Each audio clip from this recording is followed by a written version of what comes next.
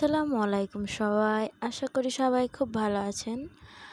আজকে আমরা যাচ্ছি মরমরিয়ার সেই ভাইরাল হাঁসের কালা ভুনা খাইতে। সো রাস্তাটা অনেক সুন্দর, আলহামদুলিল্লাহ।